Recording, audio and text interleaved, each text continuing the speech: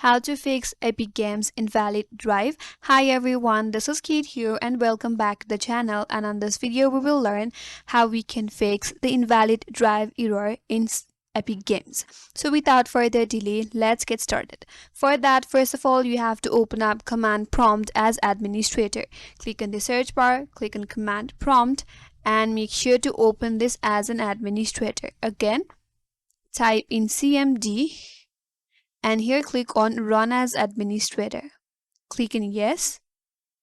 Now here you have to type to command. You can simply copy the command from the description below. I will add that there. So here I have added to command. First of all, copy the first command, that is subst x with c. You have to copy it. Now head towards the command prompt and paste it here. Now here it says subst x with c. So x is a drive that is currently not working or invalid drive.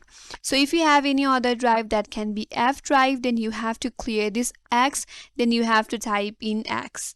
So here it says f drive will be substituted by c drive. Once you have typed in this command, now press enter in your keyboard. After that, now you can close this command prompt, and now you have to reinstall the Epic Games. And once the Epic Games is successfully installed, again to clear the substitution, open up command prompt in your device as an administrator.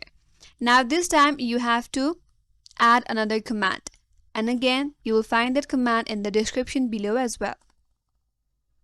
So on the second step, the command is this one right here. You have to copy it and paste it here.